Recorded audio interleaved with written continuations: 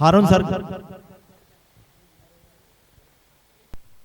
अस्सलाम वालेकुम, नमस्ते, आदाब, सत श्री अकाल।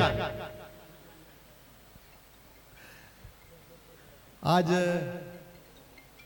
Mumbai Ayush medical practitioner association, जिसको अभी यहाँ भी मम्पा कर रहे थे, मैं ये सोचा था मम्पा क्या है। मम्मा मम्मा सुना था, मम्मी मम्मी सुना था, पूरा नाम क्या है पहले देख तो लूं। आज इस प्रोग्राम में मुझे मधु करके आप लोगों ने जो मुझे बुलाकर जो यहाँ पर सम्मान दिया, उसके लिए सबसे पहले मैं आपके तमाम डॉक्टर्स का तहे दिल से शुक्रिया अदा करता हूँ। आज यहाँ पर बैठे हुए डाइस पे जितने बैठे हुए डॉक्टर, मेरे ख्याल से आधे से ज़्यादा डॉक्टर्स को पहचानता हूँ। हमारे मुकेश शाह साहब तो है, ये इनसे मेरी लगभग 1985 से मेरी दोस्ती है। आज डॉक्टर साहब को आप देख रहे हैं, डॉक्टर साहब को आज देख रहे हैं आप, मुकेश शाह साहब को। एक वक्त था मुकेश शाह साहब जो है वो, लेकिन उन्होंने अपने आप को किस तरह से मेंटेन किया है वो मानना पड़ेगा इस बात को। क्योंकि देखिए, ये एक डॉक्टर्स होने के बावजूद जब इतनी उनकी हेल्थ थी, लेकिन उन्होंने जिस तरह से अपने आप को मेंटेन किया। एक दिन मैं उनके पास गया तो मेरे को बोलते, अरुण भाई तुम पहले क्या थे, अभी क्या हो गए? पहले तुम ऐसे थे क्या? पहले तुम ऐसे थे, अभी ऐसे हो गए। मैं ऐसा था, अभी ऐसा हो गया। तुमको अभी ऐसा ही होना पड़ेगा। मेरे पीछे पड़ गए, आपको करना ही पड़ेगा। उनका बेटा भी है यूरोलॉजिस्ट। हमारे यहाँ पर मोहसिन भाई, हमारे दोस्त, एक्स काउंसिलर, आप लोगों के सचमुच अगर कोई दोस्त है तो हमारे ये मोहसिन भाई हैं। बच्चों को जो भी एडमिशन करना है हॉस्पिटल में, और ज़्यादातर एडमिशन करने के बाद में बीएचएस हॉस्पिटल के अंदर बहुत प्रॉब्लम होता है। बीएचएस हॉस्पिटल के अंदर जो है, वहाँ पर पहले बीएमसी का हॉस्पिटल था, लेकिन अभी उसमें 90% प्राइवेट है, 10% उसमें बीएमसी के।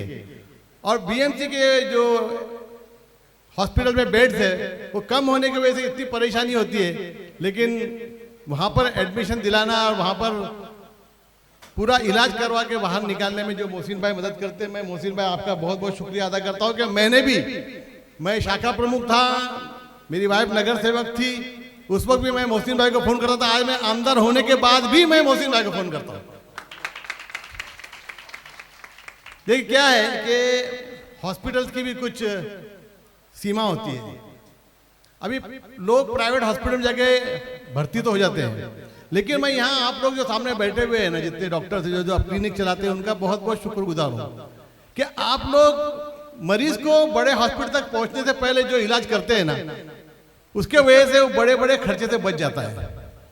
और वो ही वजह है कि आप लोग जो है, आपकी जो एसोसिएशन है, उसकी जो भी तकलीफ है आप लोगों ने यहाँ पे जो बयान की है, उस पर काम करना एक आमदार की हैसियत से, एक कॉर्पोरेटर की हैसियत से, वो हमारा काम है।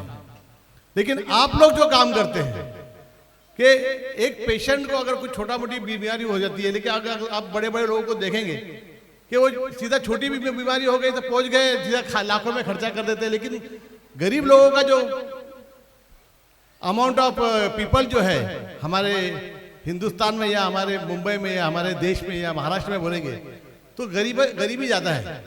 रेशियो ऑफ पुअरिटी आप देखेंगे तो बहुत ज़्यादा है। आज 80,000 करोड़ लोग 5 किलो अनाज पर जिंदा है, फिर भी हमारा जो देश है वो कहाँ से कहाँ तक पहुँच गया। सोचने वाली बात है। तो आप लोग जो काम करते हैं उसके लिए मैं आप लोगों को सलाम करता हूँ, तहे दिल से आप लोगों का शुक्रिया अदा करता हूँ। दूसरी बात यह है कि जो हमारे बड़े बड़े हॉस्पिटल बन गए हैं, जैसे अभी हमारे केशनाथ यहाँ बैठे हैं, केशनाथ को हर 2 दिन में मेरा फोन जाता है। कुछ हो सामने बैठे हैं डॉक्टर रोशन है, उनको मेरा हर 2 दिन में फोन जाता है। हमारी कोकिलाबेन हॉस्पिटल है, उसमें हर 2 दिन में फोन जाता है। क्योंकि कोकिलाबेन हॉस्पिटल में या हमारे मल्लिका हॉस्पिटल में मोस्टली लोग जो नजदीक के ना वो भागते हैं, बीएचएस में जाना नहीं चाहते लोग। कोकिलाबेन में और मल्लिका में क्यों आते हैं, उसकी वजह यह है कि फौरन इलाज होता है। मैंने जब भी यहाँ पर देखा है कि जब कार्डियक हुआ है और कार्डियक होने के बाद में मुझे जैसा फोन आता है, मेरे बेटे का फोन आता है कि ऐसा ऐसा कार्डियक हुआ है, हम लोग उसको कौन से हॉस्पिटल में लेके जाए। एक आदमी को जब भी कार्डियक आया था, उसको लेके लोग भाग रहे थे कोकिलाबेन हॉस्पिटल में। फौरन मुझे फोन आया कि कोकिलाबेन में लेके जा रहे हैं। मैं बोला भाई कोकिलाबेन में आप लेके जा रहे हो, लेकिन वहाँ का आप जो फीस है वो बर्दाश्त कर सकते हो क्या? तो बोले मालूम नहीं, लेकिन कार्डियक तो है। मैं बोला एक काम करो, आपकी एम्बुलेंस वहाँ से फिरा घुमाओ और सीधा मल्लिका में जाओ। मल्लिका में जाओ। मैंने डॉक्टर केशनाथ को फ़ोन किया, डॉक्टर रोशन को फ़ोन किया। फ़ौरन वहाँ पर जो डॉक्टर्स थे वो जब आ गए, फ़ौरन उनका एंजियोग्राफी हुआ, एंजियोप्लास्टी हुआ और 3 दिन के बाद में वो चलकर घर पर आया। ऐसा है कि उनके पास और भी एक फैसिलिटी है जो गरीबों के लिए भी है, लेकिन उनके वहाँ पर ऐसा है कि अगर 2 लाख का खर्चा हो गया तो हर महीने फ़ोन किया तो भाई 50,000 कम कर देते। उसके लिए मैं उनका बहुत बहुत शुक्रगुजार हूँ। कोकिलाबेन के अंदर भी ऐसा ही है। एक पेशेंट का बिल हो गया था 5 लाख रुपए और उसने बोला कि 5 लाख तो मैं भर सकता नहीं हूँ। तो मैंने उधर फ़ोन किया तो बोले सर वो डायरेक्ट आके एडमिट हुए, वो अगर पहले आके बोलते या आपका फ़ोन करते या आपका लेटर लेके आते तो हम उनको दूसरी कैटेगरी में एडमिट करते। लेकिन मैं आपको बताऊं कि एक आमदार की इज्जत उन्होंने इतना रखा कि 5 लाख के बिल को उन्होंने 2.5 लाख में कन्वर्ट किया और 2.5 लाख रुपए माफ किया। देखिए ये आमदार की ताकत नहीं है, ये इज्जत होती है। ताकत क्या दिखाना है? इज्जत अगर कोई हॉस्पिटल कर रहा है तो अगर उस हॉस्पिटल को तकलीफ आती है तो आमदार और कॉर्पोरेटर जब आपकी बात सुनकर वो लोग कम कर रहे हैं या आपका पैसे नहीं ले रहे हैं तो आपका फर्ज बनता है कि आप अगर उनको कोई तकलीफ आती है तो वो तकलीफ में पहले खड़े हो जाए। अभी यहां पर हमारे डॉक्टर साहब ने कहा कि बायो वेस्ट जो है वो लेके जाने के लिए एक कंपनी का अपॉइंटमेंट किया गया है जो बीएमसी की तरफ से है। होता क्या है कि वो कंपनी है वो आपके साथ में जिस तरह से पेश आना चाहिए वो नहीं पेश आती है और उसके बाद में आपकी ही कंप्लेंट करती है और आपको उसका भुगतान करना पड़ता है या आपको उसकी तकलीफ होती है। ऐसी जो तकलीफ आपके साथ में आई तो आप मुझे बताइए, मैं बीएमसी से बात करूंगा और उस कंपनी को जो भुगतान आपको करना पड़ा है वो उस कंपनी से करवाऊंगा। इतना मैं आपको आज यहाँ पर वादा करता हूँ। दूसरा आपने और क्या सवाल किया था?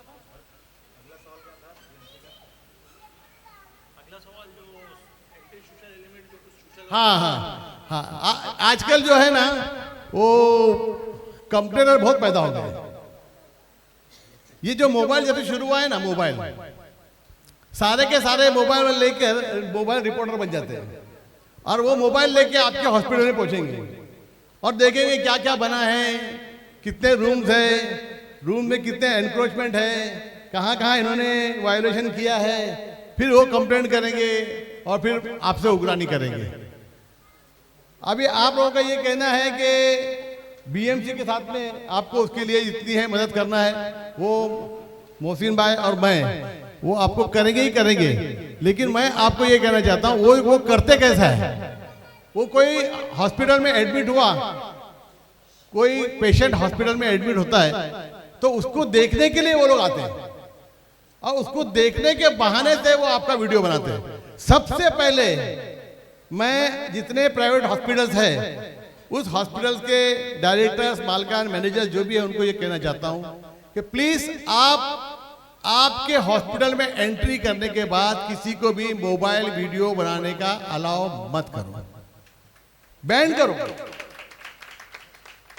मोबाइल लेके अंदर आना ही नहीं है। उनको बाकी सब कहां से मिलेगा? ये मोबाइल से ही मिलता है ना। मोबाइल से लोग वीडियो बनाते हैं, उसके बाद में फिर देखते हैं, फिर वो आपको फिर ब्लैकमेल शुरू कर देते हैं।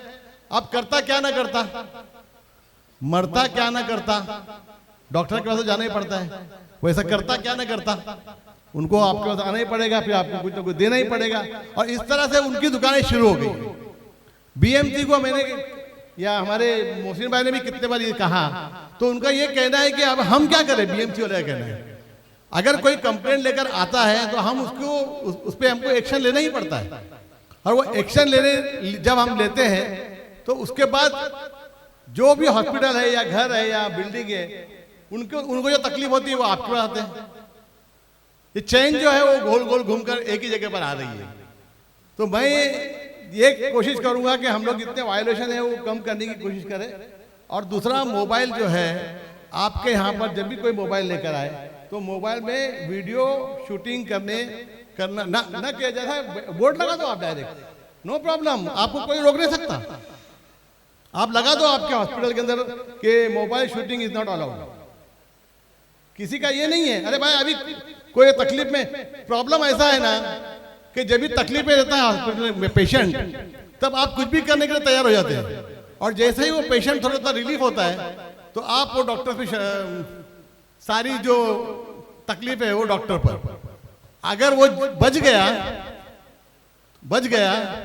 तो ऊपर वाले ने बचाया, मर गया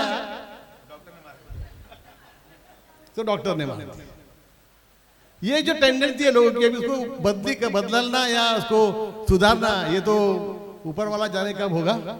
लेकिन मैं इतना कहना चाहता हूं कि ऐसे अगर तकलीफें आती हैं तो इंशाअल्लाह मैं हूं, मोहसिन भाई है, हम लोग आपकी ज़रूर से ज़रूर मदद करेंगे। आप लोगों ने मुझे यहाँ पर बुलाया और जो मान सम्मान किया, ये दूसरा साल है आपका। इसके पहले जब मैं आया था तब मेरी वाइफ कॉर्पोरेटर थी, मैं शिवसेना का एक उप विभाग प्रमुख था, एक कार्यकर्ता था। लेकिन कार्यकर्ता के हैसियत से भी आप लोगों ने मुझे बुलाया और आज एक मैं आमदार बन के आया हूँ शिवसेना उद्धव साहब ठाकरे का, तभी भी आपने मुझे बुलाया। दोनों तरफ आपने मुझे बुलाया, इसके लिए मैं आपका बहुत बहुत शुक्रिया अदा करता हूँ। क्योंकि क्या है कि मैं आमदार हूँ लेकिन तकलीफ तो मुझे भी होती है ना। मैंने वो दिन केशनाथ को फोन किया, बोला केशनाथ यार मैं अभी दिल्ली गया था, वहाँ पर हमारे 3 दिन का सेशन था, तो मेरे बाजू में मेरा दूसरा एक आमदार दोस्त था। एक ही रूम में हम 2 आमदार को शेयर करना पड़ा था। वो मुझे बोला यार तुझे बहुत सांस लग रही है। बोला सांस लग रही है? बोले हाँ, तू सोता है ना तो सांस बहुत फास्ट ले रहा है। तो मैं बोला क्या करूँ? तो बोले इधर डॉक्टर को दिखा। तो मैंने केशनाथ को फोन किया, बोला केशनाथ ऐसी थी बात है यार, यहाँ पे मेरे को ऐसा बोल। अरे हारून भाई कुछ फिक्र मत करो, तुम वहां पे आराम से रह जाओ। 3 दिन 4 दिन के बाद जब यहाँ आएंगे ना, यहाँ आओ, आपका वेट बढ़ा है ना, उसकी वजह से आपको सांस लग रही है। अगर कोई दूसरा होता, आ जाओ हॉस्पिटल में एडमिट हो जाओ, अरे आपका ये हो गया है वो हो गया है, 1.5-2 लाख का बिल बना दिया था ना केशनाथ। लेकिन केशनाथ ने सीधा कहा कि आप फिक्र मत करो, आ जाओ, जब भी देख लेंगे हम लोग। यार देखिए क्या होता है कि दोस्ती भी ऐसी होनी चाहिए। तो आप लोगों ने मुझे यहाँ पर बुलाया। हमारे मुकेश साहब से तो मैं कम से कम 1985 साथ में हूँ उनके। हमारे यहाँ पर और डॉक्टर पीछे बैठे हुए हैं, डॉक्टर साहब हमारे अंसारी है, डॉक्टर यादव है। और छोटी मोटी भी कुछ तकलीफ होती है मैं फोन करता हूँ, डॉक्टर नासिर भाग के आ जाते हैं। यहाँ बैठे भी हमें डॉक्टर नासिर है। गर्दन में तकलीफ हो गई तो मैं हिफ्जुर रहमान को फोन कर लेता हूँ। और छोटी मोटी तकलीफ के अंदर हमारे पीछे खड़े हैं रवि यादव। तो ये जो आप लोग हैं, आप लोग जो काम करते हैं उसके लिए बहुत बहुत शुक्रिया आप लोगों का। इसी तरह से काम करते रहिए। मैं ऊपर वाले से यही प्रार्थना करूंगा, दुआ करूंगा कि आप लोग दिन दुगनी रात चौगनी तरक्की करें और गरीबों के लिए मदद करते रहें, अमीरों को लूटते रहें। धन्यवाद। जय हिंद, जय महाराष्ट्र।